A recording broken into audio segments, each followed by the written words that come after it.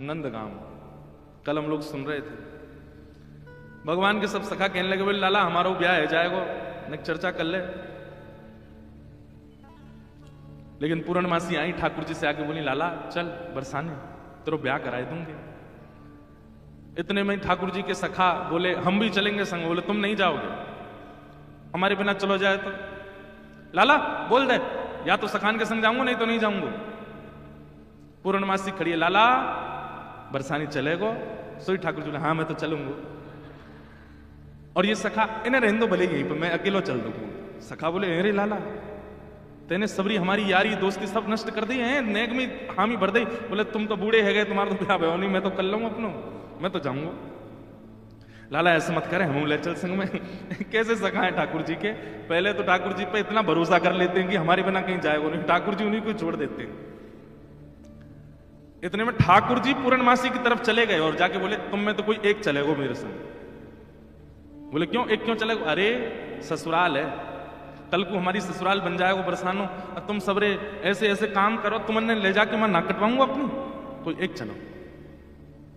मधुमंगल मन सुखा तन सुखा धन सुखा ठाकुर जी के। अच्छा इनके नाम हो सकता है कुछ और हो, ये नाम तो ठाकुर जी ने रखे हैं। तन सुखा अर्थ क्या निकलेगा? जो तन से बड़ा सुखी है, लेकिन वास्तव में उसको देखो तो उसकी हड्डी गिनने में आ जाएंगी, शरीर बिल्कुल पतला दुबला। ठाकुर जी एक ऐसे धक्का मारे 3 कलामंडी खा जाए, तन से बिल्कुल सूखा हुआ है, उसका नाम ठाकुर जी ने रख दिया तन सुखा। अब कोई दूर से सुने तो कौन आ रहा है? बोले तन सुखा आ रहा, बोले तन से बड़ा सुखी, लेकिन देखने में बिल्कुल विपरीत है, उसका नाम ठाकुर जी ने तन सुखा रखा। एक है मन सुखा, मन से जो सुखी है, लेकिन उसको देख लो तो ऐसा लग रहा है कि रो रहा है क्या। बात है ठाकुर जी जब पहली बार मिले तो ठाकुर जी बोले अरे तू रो काई को रो? रो ना रो, मेरो चेहरा ही ऐसा है। ठाकुर जी अरे तू तो मन सुखा, भैया को नाम मन सुखा रख दो। एक आयो, वो 4 दिन एक ही कपड़ा ने पहने, 5-5 दिन तक एक ही कपड़ा ने पहने, ना नहावे ना धोवे।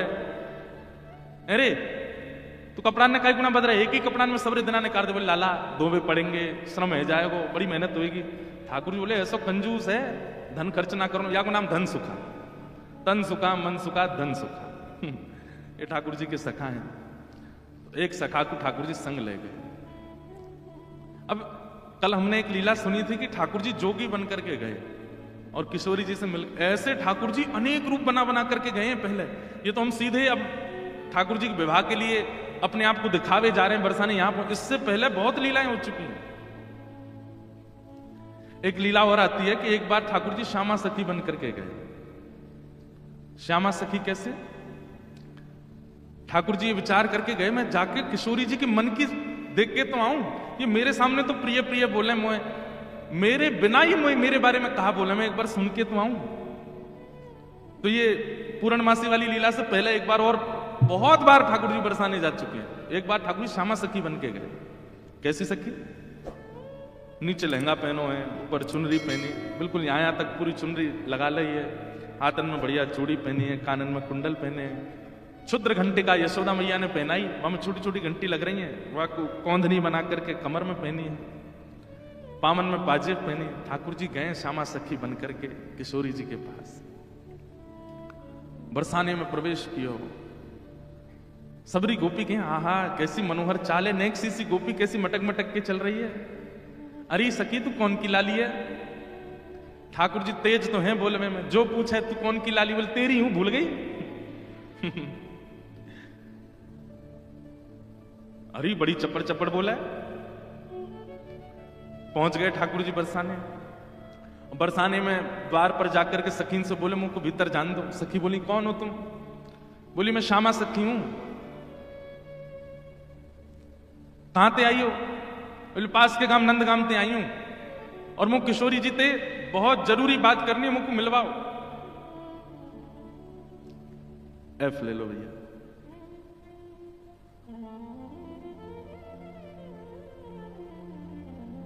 ठाकुर जी भीतर गए। सखीन ने बोली बोले भानु बाबा के पास जाओ, शिकायत आदि करनी है, कोई न्याय चाहिए तो वहां जाओ, ये किशोरी जी के पास आवे के लिए नहीं है। और नहीं हम तो किशोरी जी से ही बात करेंगी, ऐसी बात है कि मैं वृषभानु जी से न्याय कह सकूं। सकीन ने जाकर के भीतर किशोरी जी से कही हे लाड़ लीजू, बाहर एक गोपी ठाड़ी है और यूं कह रही है कि वह आपसे ही बात करनी है और आपसे बात करके कछु न्याय करानो है। किशोरी जी बोली, अच्छा बुलाओ भीतर। द्वार खुले। आहा, ठाकुर जी बढ़िया चुनरी पहन करके, ये गजगामनी सी चाल, एक तो चाल ही ठाकुर जी की टेढ़ी मेढ़ी, ऊपर से सखी बन करके और ज्यादा बनावटी चल रहे हैं तो इतने प्यारे लग रहे हैं। किशोरी जी सिंहासन पर विराज रही हैं और श्याम सुंदर भीतर आ रहे हैं। सब लोग ध्यान से सुनिए। जैसे ही द्वार से भीतर आनो भयो, किशोरी जी तो कहें, अरे सखी, या की चाल तो देख कितनी बढ़िया है। ललिता विशाखा बोली, हाँ चाल तो बढ़िया है। अरे देखियो, या की कमर कैसी सुंदर लग रही है। ललिता विशाखा बोली, श्री जी, आपको पहली बार कोई सखी पर मोहित रहते हुए देखो हमने। आप तो सदा प्रियतम श्री श्याम सुंदर पे ही मोहित रहे में, लेकिन आज पहली बार। अरे पता ना, या की चाल ढाल और जो जो अंग या के दिखाई दे रहे हैं, घूंघट पकड़ी चल रही है, यहां से भुजा दिख रही है, नेक नेक थोड़ा उधर भी दिखाई दे रहा है, थोड़े थोड़े चरण भी दिखाई दे रहे हैं, जो जो अंग मुंह को दिख रहे हैं ना, इतने प्रिय लग रहे हैं कि मैंने ऐसी प्रिय स्वरूप तो पहले देखो नहीं है। अरे ललिता, तू मेरी एक बात, अभी मिले नहीं है ठाकुर जी। और किशोरी जी कहने, ललिता तू मेरी एक बात सुन। बोल, कहा, ये जो भी बात करे वो सुन लेंगे, फिर बाकी बात याकू अपने सखी समाज में ले लियो। मुख बड़ी भारी है, अभी आपको मुख नहीं दिखो, मुख में तभी आप मोहित है गई। विशाखा जी बोली, नहीं रुक जाओ, आन तो दो, बात तो होने दो। किशोरी जी आज जैसे ठाकुर जी को देख के हो जाती है, वैसी हो गई है एक सखी को देख। स्वयं पर भरोसा नहीं हो रहा है किशोरी जी को कि मैं ऐसी क्यों है रही हूं। ठाकुर जी आगे सामने खड़े है गए, उन्हें एक बनावटी सी आवाज भी बना ली ठाकुर जी ने। किशोरी जी बोली, कहो सखी, कहा नाम है तुम्हारो? अजी मेरो नाम तो श्यामा सखी है। स्वर सुनते ही किशोरी जी के नेत्र बंद है गए। ललिता जी को हाथ पकड़ के कहें, मुंह को कहा है रो है, या की चाल, या के रूप रंग सब देख करके तुम, या के स्वर में भी कछु आकर्षण। ललिता जी बोली, श्यामाजू ऐसे ना करो करें। अरे वो सखी है, वहां पे आप मोहित का ही बोले, ना पता ना, या मैं तुम्हें ना लग रहा आकर्षण, बोलना हमें तो ना लग रहा। मैं एक बात कहता हूं बंधु, हमारे ठाकुर जी कैसे हैं? रूप, रस, स्पर्श, गंध और शब्द, ये पांचों से आपको अपनी ओर आकर्षित करने की सामर्थ्य रखते हैं। आप कहो कि मैं नेत्रों से देखूंगा नहीं, तो फिर श्री कृष्ण मुझे कैसे भाएंगे? वो कान में ऐसा स्वर बोल देंगे कि स्वर से आप उनके हो जाओगे। आप कहो कि मैं नेत्रों से देखूंगा भी नहीं, कान से सुनूंगा भी नहीं, फिर श्री कृष्ण मुझे कैसे अपनाएंगे? अरे वो अपने अधरामृत को नेक कछु तिनका आपकी जिह्वा पे धर देंगे, वही से आप उनके हो जाओगे। आप कहोगे मैं नेत्र भी बंद कर लूं, कान भी बंद, मुख भी बंद, अब श्री कृष्ण मेरे कैसे होंगे? तो वो आपके बगल में आके खड़े हो जाएंगे, उनकी तन की सुगंधी नाक से भीतर जाओ, वही से उनके हो जाओगे। आप कहो आंख, कान, नाक, मुंह सब बंद कर लूं, अब श्री कृष्ण मुझे कैसे अपनाएंगे? तो वो केवल अपनी कनिष्ठ उंगली से आपके तन को छू देंगे, वही से उनके हो जाओगे। वो स्पर्श ही इतना सुखदायी होगा कि आप उनको छोड़ नहीं पाओगे। किशोरी जी कह रही हैं, अरे मैं अपने आप पे तो बाहर जा रही हूं जी, ये सखी कैसी है, या कि स्वर कितने सुंदर। ठाकुर जी खड़े खड़े बोले, अरे श्यामाजू, मुंह को इतनी देर है गई खड़े खड़े, आप मेरो न्याय करोगी कि नहीं करोगी? किशोरी जी बोले, अरे मैं तो ऐसे बहल गई, बताओ कहा बात कर। बोले, मैं आपसे आज न्याय की याचना कर भी आई हूं। मैं रहूं नंदगाम में, और नंदगाम में नंद बाबा के महल की बिल्कुल समीप ही मेरा घर है। तो विशाखा जी बोली, तो नंद बाबा के पास जाती न्याय ले, तुम बरसाने का आई हो? बोले, वहां नहीं मिलेगा, यही मारे तो यहां आई हूं। और बात इतनी गंभीर है कि मैं वृषभानु बाबा से ना कह सकूं, आप तो ही कहूंगी। किशोरी जी बोली, कहो। श्यामा सखी रोने लगी, ठाकुर जी रोने लगे, आंसू ने पहुंचने लगे। अरे मैं कहां बताऊं, कैसे मोहते कहूं, मुझको तो लज्जा आ रही है बतावे में। श्री जी बोली, ऐसे मत करो, बताओ बताओ कहा बात है? बोले, कल परसों में दही बेक बेक के कायजे जाई रही, इतने में मार्ग में श्याम सुंदर आएगी। किशोरी जी थोड़ी सहम गई, श्याम सुंदर? हाँ। अरे तुमने उनको बड़ी प्रशंसा सुनी है, उनकी बड़ी महिमा सुनी है, पर तुम उनके अंदर की नहीं जानो हैं, उनमें वो आकर्षण क्यों नहीं बन पाता? किसी की निंदा नहीं है, सारे रूप अपनी जगह व्यवस्थित हैं, पूजने के अधिकारी, वंदन के अधिकारी, पर जो आकर्षण श्री कृष्ण में है वो सारे रूपों में क्यों नहीं है? क्योंकि श्री कृष्ण जी का जो ये रूप प्रकट हुआ है ये किशोरी जी को सुख देने के लिए हुआ है। अरे वो किसी सखी के संग कोई लीला भी करते हैं ना, वो इसलिए कर रहे हैं कि ये लीला किशोरी जी को पता चले और वो प्रसन्न हो जाए सुन करके।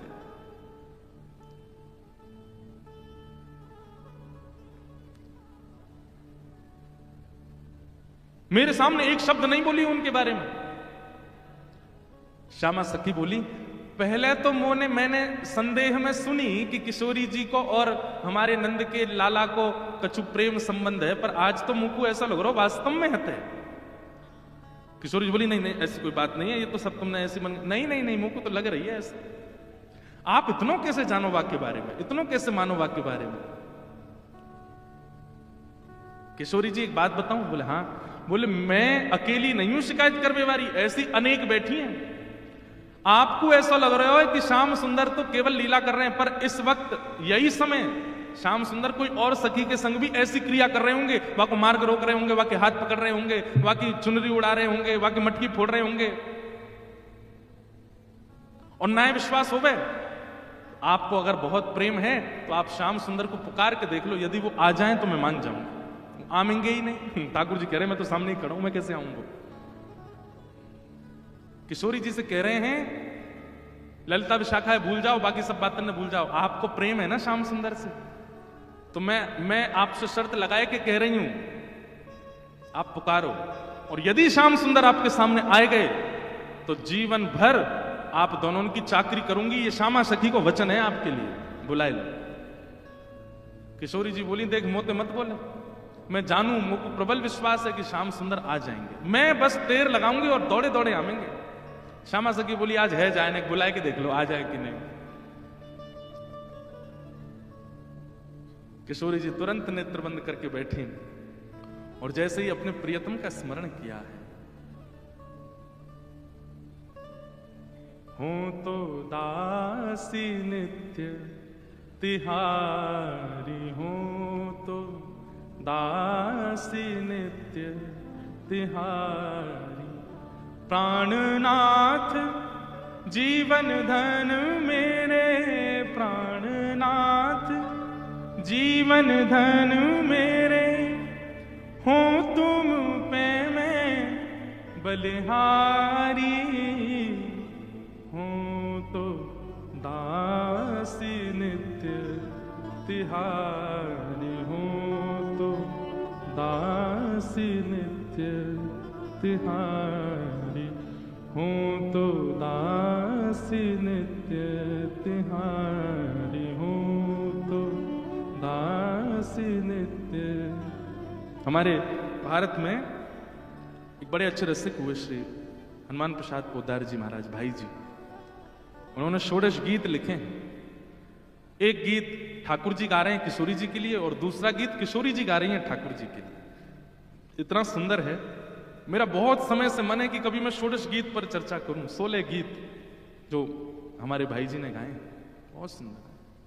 उनमें से एक गीत ये किशोरी जी गा रही हैं ठाकुर जी के लिए। क्या कह रही हैं? चाहे तुम अति प्रेम करो, तन मन सो मोहे अपनाओ, चाहे तुम अति प्रेम करो, तन मन सो मोहे अपनाओ, हूं तो दासी नित्य तिहारी, हूं तो दासी नित्य तिहारी। नेत्र बंद करके किशोरी जी स्मरण कर रही हैं श्याम सुंदर को, और जब कह रही हैं कि हे श्याम सुंदर मैं तो आपकी दासी हूं, जबकि ये बात गलत है। ठाकुर जी दास मानते हैं अपने आप को किशोरी जी के चरणों का, लेकिन आज किशोरी जी ने वास्तव में तो बात यह है कि जैसे ही नेत्र बंद किए हैं किशोरी जी ने और स्मरण करना प्रारंभ किया, कहां है श्याम सुंदर, कहां है मेरे प्राणनाथ, कहां है मेरे जीवन धन। तो जैसे किशोरी जी ने नेत्र बंद करके स्मरण कियो तो किशोरी जी पूरे ब्रजमंडल में भ्रमण कर आई, लेकिन ठाकुर जी नहीं मिले। किशोरी जी बोली, आज श्याम सुंदर गए कहां, आज मेरे प्राणनाथ गए कहां? और ध्यान लगा करके देखो, श्याम सुंदर किसी गिरी कुंज में तो नहीं बैठे, कहीं यमुना तट पे तो नहीं बैठे, कहीं दूर तो नहीं चले गए, दिख क्यों नहीं रहे हैं? और तभी किशोरी जी को ढूंढते ढूंढते ढूंढते दिखाई दियो बरसानो भवन। किशोरी जी कह रही है बरसानो भवन क्यों दिख रहा है? तभी किशोरी जी को दिखाई दियो अपनो ही निकुंज, ये मेरो निकुंज कहीं को दिखाई दे रहा है। अरे कहीं ऐसा तो नहीं श्याम सुंदर यहीं कहीं छुप करके बैठे हैं? और मन में ध्यान से देखो तो किशोरी जी को अपनो ही अंतःपुर दिखाई देने लगो। किशोरी जी बोली मेरे अंतःपुर में तो केवल ललिता है, विशाखा है, मैं हूं और श्यामा सखी। और ध्यान लगा करके देखो तो क्षुद्र घंटिका दिखाई देने लगी जो श्यामा सखी ने पहन रखी है। किशोरी जी बोली ये क्या क्षुद्र घंटिका, ये तो मैंने अभी कहीं, अरे ये तो श्यामा सखी की कमर पे देखी। और जब और ध्यान लगा करके देखो तो घूंघट के भीतर कमल नैन मटक रहे हैं, इधर उधर आंख मटका रहे हैं। तुरंत किशोरी जी ने नेत्र खोल करके कही श्याम सुंदर आप तो सामने ही खड़े हो। और जैसे ये बात कही ललिता विशाखा दौड़ करके कहां है कहां है कहां, बोले यही श्यामा सखी, पकड़ो याकू। ठाकुर जी दौड़ने लगे वहां से, इतने में ही पकड़ ली और पकड़ करके जैसे ही चुनरी उतारी, आहा श्याम सुंदर तो सामने ही खड़े।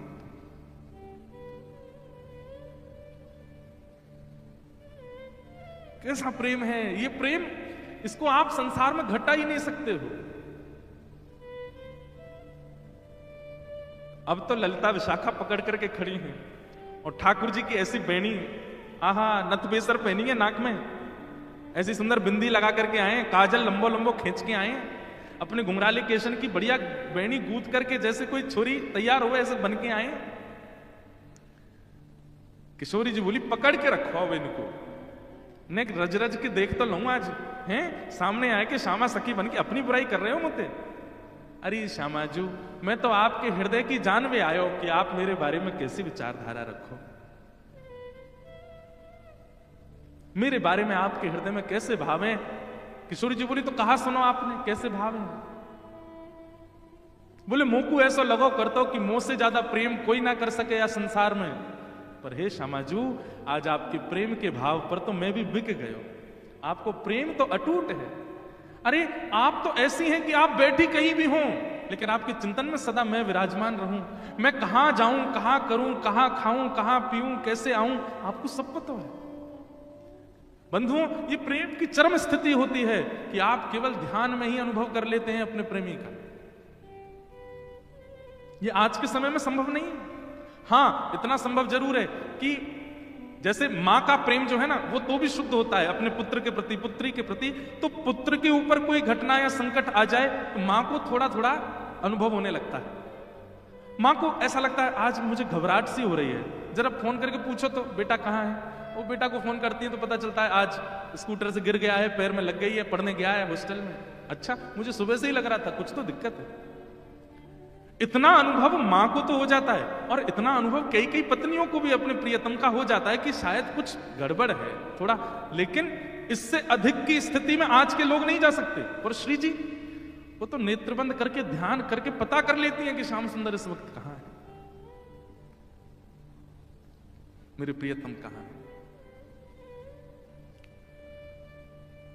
किशोरी जी ने कही आज एक काम करो, बोले कहा द्वार सब बंद कर दो, चटकन ही लगा दो, आज जान नहीं देंगे इनको, आज यहीं बैठा हो। बड़ी श्यामा सखी बन के आई हो, इधर आप। ठाकुर जो अरे श्यामा जी मैं आपके चरणन को पूजूं, आपसे हाथ जोड़ रहा हूं, मुझको छोड़ दो। बोलना है आज तो याकू नई दुल्हन बना के यशोदा के पास ले चलेंगे और यशोदा जी से कहेंगे देखो हमारे गांव की एक नई दुल्हन आई है, अभी अभी ब्याह भयो, याकू आशीर्वाद दे दो।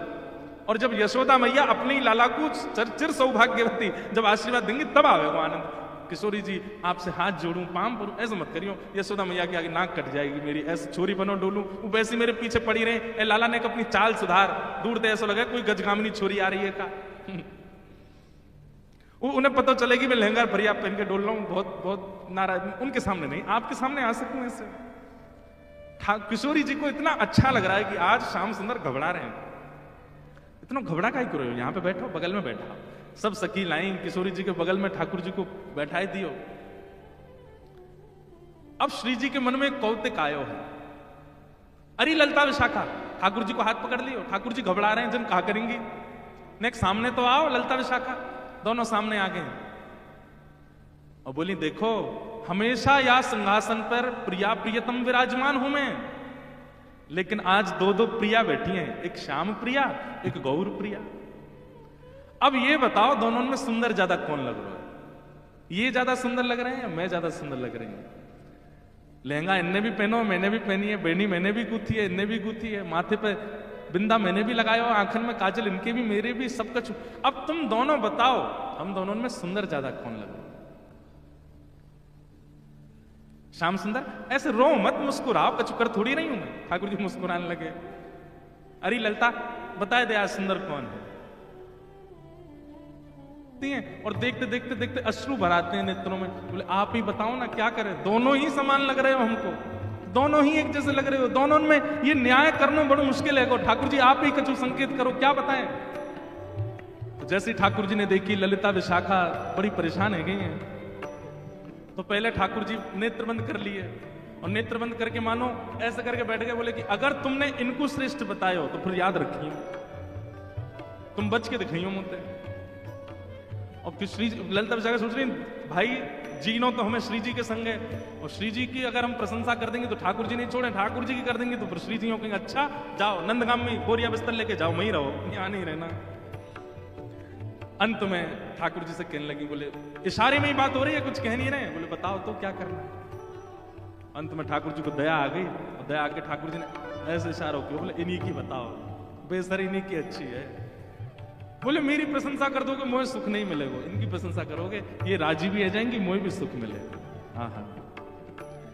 कछु एक सरस लली की बेसर, एक सरस लली की बेसर, कछु एक सरस लली की बेसर, एक सरस लली की बेसर, कौन की अतनी की बेसर, कौन की अतनी की बेसर, कौन की अतनी की बेसर, कौन की अतनी की।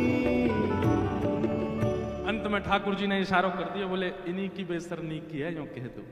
और ललिता विशाखा बोली कछु नेक सरस, ये नहीं स्पष्ट बोला कि श्री जी की बेसर, श्री जी को श्रृंगार ज्यादा सुंदर है। क्या कह रही है? बोले हे नंद नंदन हमें क्षमा करियो, कछु नेक सरस लली की बेसर, आपसे नेक, नेक ज्यादा नहीं, नेक सुंदर हमारी श्यामा जी लग रही है।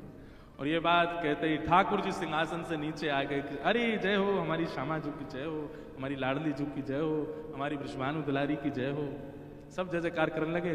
किशोरी जी बड़ी आनंदित है गई, लेकिन मनी मन सोचने लगी अरे ललिता तेने गलत किया, ठाकुर जी ज्यादा सुंदर लग रहे हैं। अब ललिता जी बोले अब ये लो, ये अलग लड़ाई होगी, अब ये यूं लड़ेंगे कि तुमने मेरी इकाई को कह दी।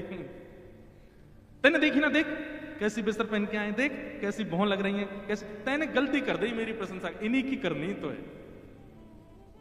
आप कह रही हो तो यही सुंदर, अच्छा तो या मतलब तेने वास्तव में ना कही, अब इनके पक्ष में चली गई। बड़ी भोली है हमारी श्री जी, बड़ी सीधी। सेवा धर्म का एक स्वरूप और होता है, हां में हां, ना में ना। हमारे सेवक जो कहते हैं वो, हमारे स्वामी जो कहते हैं उसमें हाँ है। हमारे स्वामी अगर कहते हैं रात्रि के 2 बज रहे हैं तो समझो 2 ही बज रहे हैं। हमारे स्वामी कहते हैं कि भाई बड़ी ठंडी पड़ रही है तो कंबल लाके उड़ा दो, बोले ठंडी होगी जेठ के महीना में। ये सेवक धर्म है भैया, ये सामान्य नहीं, अपनी बुद्धि मत चलाइए। आजकल के सेवक तो विचित्र होते हैं।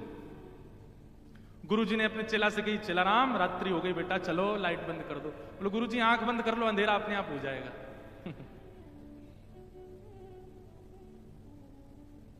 चेला राम देखो तो सही बाहर बारिश हो रही है कि नहीं। गुरुजी अभी बिल्ली आई थी तो पाम में पानी नहीं था, इसका मतलब बारिश नहीं हो रही है। इतने आलसी।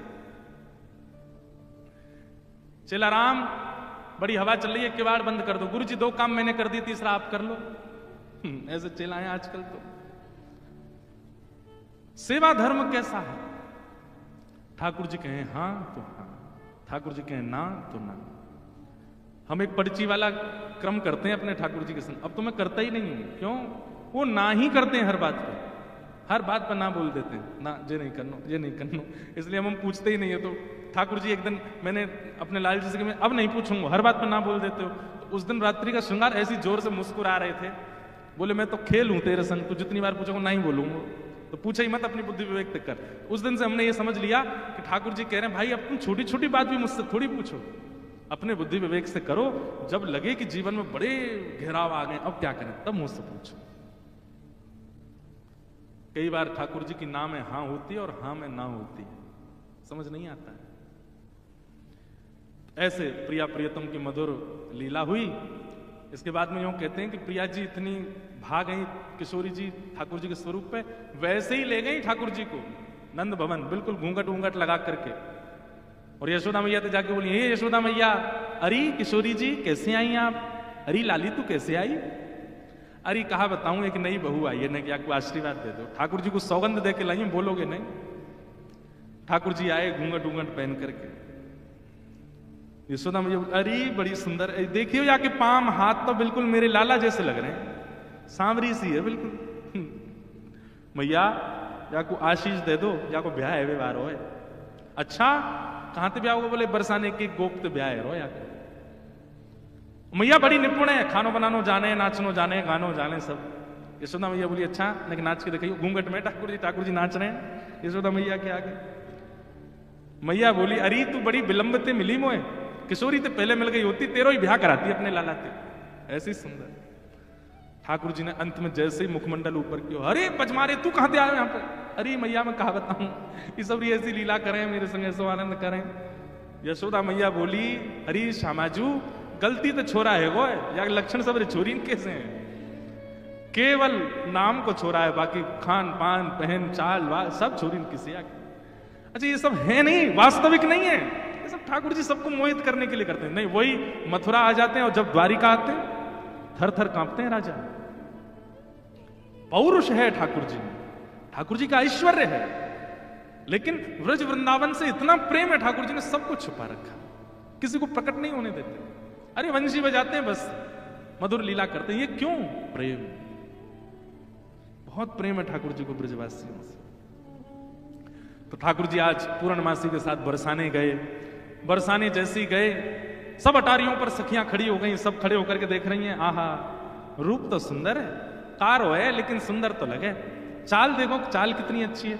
ये कीर्ति मैया ने योजना इसलिए बनवाई ताकि सब बरसाने के लोग प्रिया जी की विवाह में राजी हो जाएं ठाकुर जी के प्रति। सब इतने राजी है गए, मैया को तो मनो राजी है जाए, पर सब इतने राजी है गए कि अपनी अपनी छोरी ने सजा धजा के लिए आए, यंते ब्याह जाए इनको। भीतर गए, बड़ी अद्भुत लीला, बड़ी विस्तृत लीला है। और उसके बाद सब सखियां ठाकुर जी को कुछ कहती हैं और उनका प्रत्युत्तर मधुमंगल देता है, ऐसा नहीं ऐसा, ऐसा नहीं ऐसा। अंत में प्रिया जी आई, प्रिया जी को देख करके ठाकुर जी मोहित है गए। और वहां कल किशोरी जी की गोद भराई भाई, आज यहां ठाकुर जी को टीको कर दियो। मैया ने कही लाला अब तू तैयारी कर ले, अब तुम्हारा ब्याह करेंगे खाल कर। और ऐसे करके दोनों के ब्याह पक्का भय। बड़ी लीलाएं हुई, सब लीलाओं का तो विस्तार है। मूल रूप में ये बात क्या है, ये कथाएं कौन सुन रही हैं? 16,100 राजकुमारियां सुन रही हैं। कृष्ण विरह में विरही वो राजकुमारियां सुन रही हैं और श्री उद्धव जी सुना रहे हैं। और श्री उद्धव जी के मुख से ये भाव सुनकर के उनके नेत्रों से अश्रुपात हो रहे हैं। कृष्ण विरह कम लगने लगा, कृष्ण विरह फीका लगने लगा। अब तो ब्रजवासियों का प्रेम भाव वही नेत्रों से छलक रहा है। अब उद्धव जी महाराज पूछते हैं आप सब की अब इच्छा क्या है? कृष्ण चाहिए? बोले कृष्ण नहीं चाहिए, अब तो हमको किशोरी जी के चरणारविंद चाहिए, अब तो इन ब्रजवासियों के चरणारविंद चाहिए, या ब्रज में अखंड वास मिल जाए, बस हमें यही चाहिए और कुछ नहीं चाहिए। ऐसी भावना है। इन सब भावों के साथ बड़ी लीलाएं सब सुना रहे हैं। आज कथा का यहाँ विश्राम हो रहा है। हम गांधी धाम वैसे तो आते रहते हैं हर साल ही, और इस बार तो 2 बार आना हो गया है। अप्रैल में भी आए, अभी भी आए। आपकी इच्छा तो रहती है, हमारी भी इच्छा बार बार यहाँ आने की होती रहती है। अच्छा लगता है, इतने वैष्णव भक्तवृंद एक साथ कथा रस श्रवण करने के लिए एकजुट होते हैं। वो बात अलग है कि कीर्तन संकीर्तन में बोलते नहीं है कुछ भी, पद पदावलियां तो गानी चाहिए पीछे, लेकिन सबका अपना अपना स्वभाव स्वरूप होता है। लेकिन आप सब लोग बड़े भाव से कथा श्रवण करते हैं। हमारी ऐसी भावना, आप रहें गांधी धाम में, तन आपका गांधी धाम में रहे, पर मन में श्री वृंदावन आ जाए, मन में श्री वृंदावन रहे। बंधुओं, ये लीलाएं बड़ी गुप्त हैं, बड़ी गोपनीय लीलाएं हैं। इन लीलाओं का ज्यादा उजागर मत कीजिएगा, बस चित्त में धारण कर ले। जब कभी लगे बड़ी टेंशन आ गई है, उथल पुथल हो रही है संसार में, एकांत में बैठ जाइएगा अपने ठाकुर जी के पास, किवाड़ बंद कर लीजिएगा और मधुर नेत्र बंद करके ठाकुर जी को चित्त में, फिर इन लीलाओं का चिंतन करना। कैसे ठाकुर जी श्यामा सखी बन के जाते हैं, कैसे ठाकुर जी मयूर बिहारी बन के जाते हैं, कैसे ठाकुर जी जोगी बन के जाते हैं, क्या क्या लीलाएं करते हैं, कैसे किशोरी जी ठाकुर जी की बंशी बजाती हैं, आदि आदि, ये सब लीलाएं हैं। इनका चिंतन करते ही ऐसा लगेगा कि संसार में कोई कष्ट है ही नहीं, दुख है ही नहीं, सब आनंद है। तो बस राधा कृष्ण निरंतर जपते रहिए, लीलाओं का स्तवन करते रहिए, अपने जीवन में भक्ति का संचार करते रहिए। कभी अभिमान मत कीजिएगा। ठाकुर जी को बाकी दोष प्रिय लग जाएंगे, उनसे भी ठाकुर जी मिल जाएंगे, लेकिन एक तो ईर्ष्या और एक अभिमान, इन दो दोषों को चित्त में मत आने दीजिएगा। बस क्रोध को आने दो, लोभ को आने दो, बाकी सबको ठाकुर जी देख लेंगे, संभाल लेंगे, नाम जब से सब निवृत्त हो जाएगा। पर ये दो रोग चित्त के कौन कौन से, अभिमान और द्वेष, ये तो कैंसर हैं, इनकी कोई दवाई नहीं। ये तो हो जाते हैं तो फिर तो किशोरी जी प्रिया जी प्रसन्न होंगी तो ही आप ठीक हो सकते हो। इसलिए भैया इन दो दोषों से बचो, बड़े भाव से वृंदावन को भजते रहो।